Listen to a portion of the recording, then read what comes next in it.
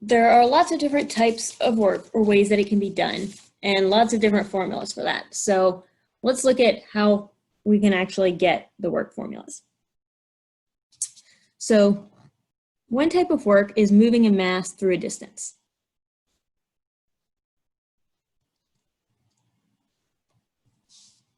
So for that, we know work equals the integral of f dot ds. This equals f cosine theta times S2 minus S1. So that is, if this point is S1, this point is S2, we have a particle that's get pushed along here, and it's being dragged by some force F at an angle theta. Then the work to drag that from S1 to S2 is this dot product.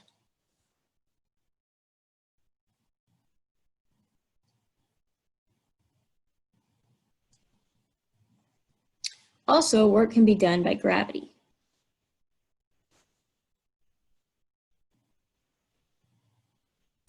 So let's draw the coordinate system. X, Y, Z.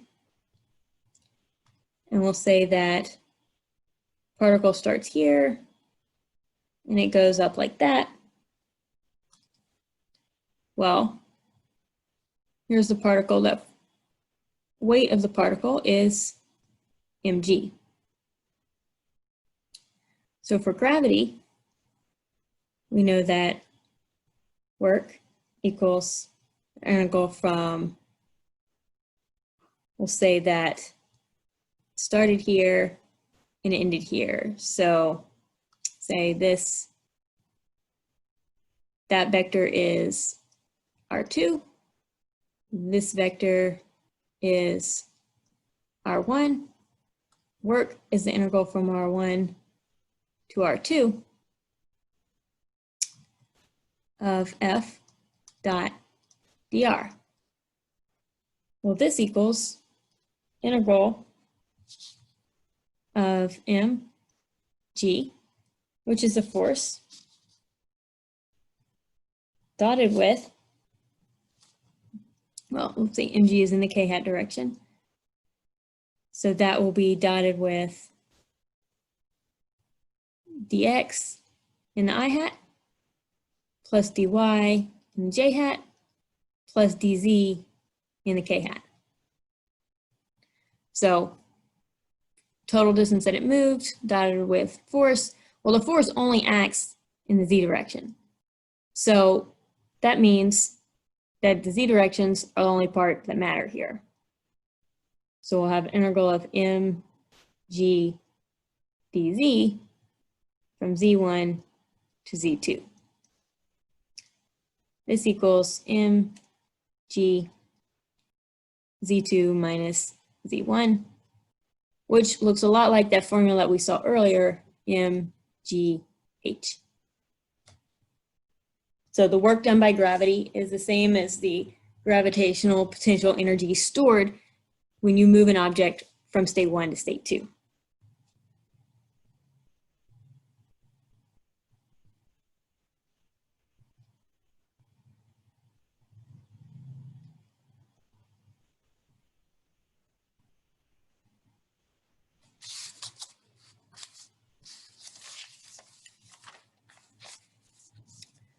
Energy can also be stored in a spring. So for a spring, we'll draw spring connected to a wall, and that is connected to the mass. Well, we put our datum here, S. We'll say S is positive, that's away from the wall. And then if you stretch this object out, then the force from the spring goes this way.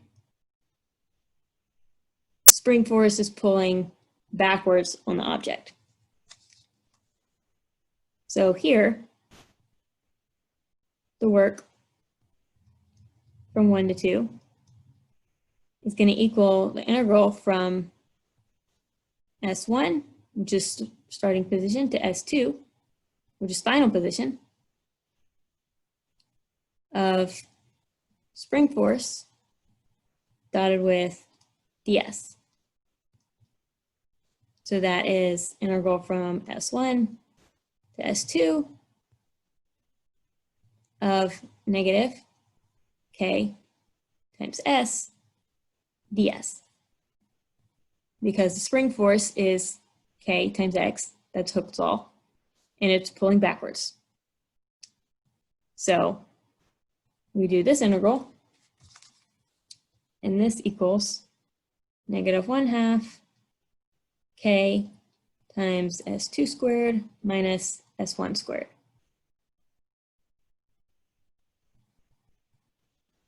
So that is work by the spring.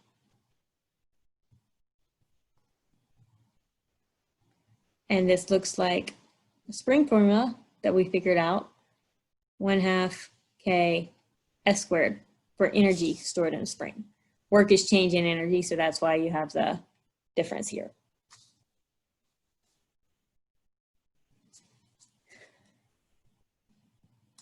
Now, finally, work can be stored in motion.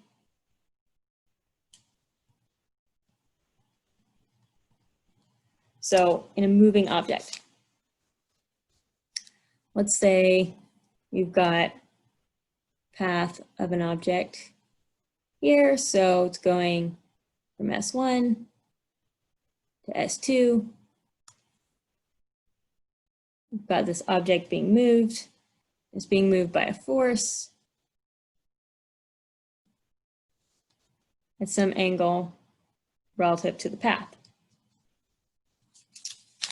So here, this is going to be kinetic, and we know that F, sum of the forces, equals mass times acceleration.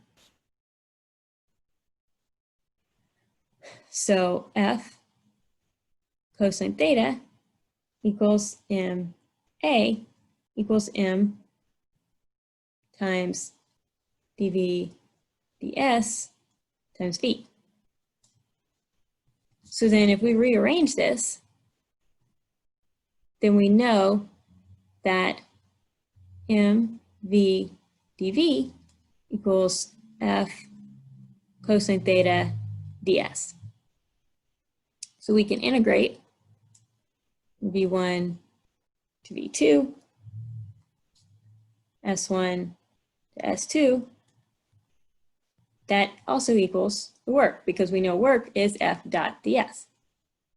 So we do this integral, 1/2 m v2 squared minus v1 squared equals work from 1 to 2. So that's the kinetic work.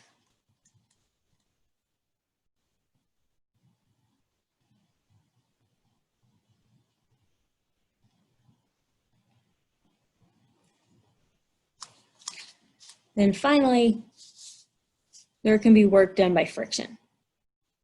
So for friction,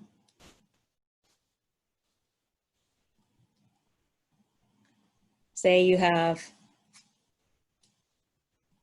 a block sitting on a surface, got normal force, we got weight,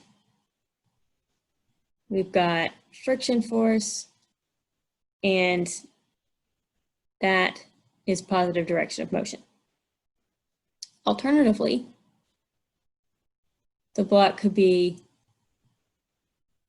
at a slant. So we know that it's positive direction of motion.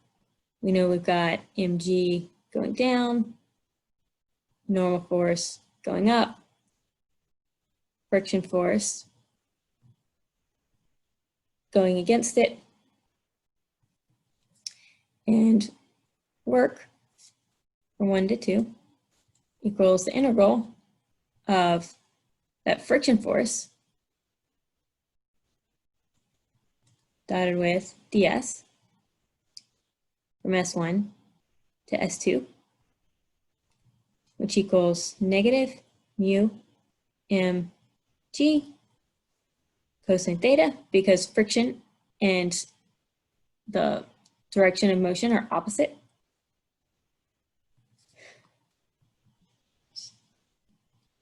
ds, integrate this from S1 to S2. So then we get work from 1 to 2 equals negative mu mg cosine theta from S2 minus S1. Note that the friction work is negative because it is non-conservative and it drains energy from the system.